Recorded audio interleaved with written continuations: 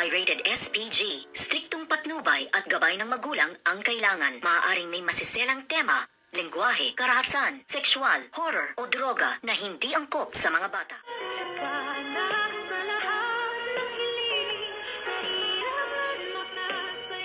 Good morning and welcome sa aking munting channel. Nagtagumpay ito ngang si Miss Giselle Tanyag sa kanyang pagkuha nga dito kay Demonyitang Moira, at dito naman ay pinaglaro niya din ito at ginawa niya nga itong baboy-babuyan sa mga babuyan sa isang farm, kung kaya't dito naman ay mapapahiya ng husto ang Demonyitang si Moira. Dapat lang sa yan, deserve mo yan na ikaw ay babuyin, at dapat lang nasa babuyan ka dinala ni Miss Giselle Tanyag dahil isa ka din naman talagang baboy at demonya. Kaya't ngayon ay gulong-gulo ang kampo nito ngang Demonyitang si Moira dahil nga nawawala nga daw siya, at dito naman ay bigla-bigla na lamang sumusugod ang bruhang si Zoe, kung kaya't pinagbintangan niya nga sila Dr. Annalyn Santos at sila Chang Susan na sila daw ang nagtago sa kanyang mami Demonyitang si Moira. Mag-isip-isip ka, Zoe, hindi nila gagawin yan sa iyong mami dahil alam na alam mo naman na hindi mahilig gumanti ng patalikuran itong nga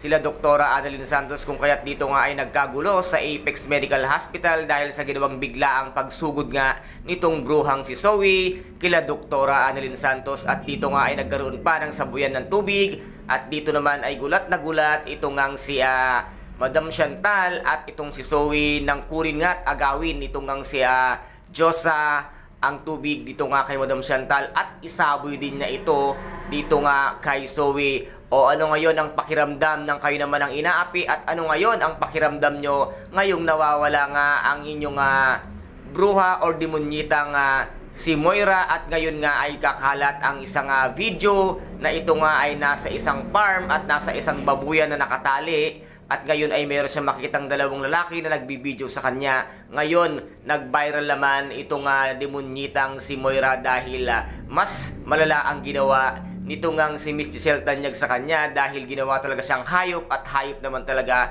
ang pag-uugali nga nitong Demonyitang si Moira. Kaya nararapat sa'yo at deserve mo yan na pagtawanan ka. At ngayon ano pa kaya ang mukhang ihaharap nitong ang Demonyitang si Moira, lalong-lalo na sa Apex Medical Hospital dahil kumalat na at nag-viral na ang videong ginawa nga nitong si Miss Giselle Tanyag. Good job Miss Giselle Tanyag, dapat lang yan dahil pinahiya ka din niya, dapat lang din yan para maramdaman naman ng Demonyitang si Moira na hindi sa lahat ng oras ay panalo siya. Kung kaya't dito ay talagang napaka-exciting at kapanapanabik ang bawat eksena dito nga sa Abot Kamay na Pangarap. At kung nagustuhan po ninyo ang aking videos for today, paki-subscribe na lamang po ng aking channel, paki-like and share para maging update kayo sa lahat ng gagawin kong videos.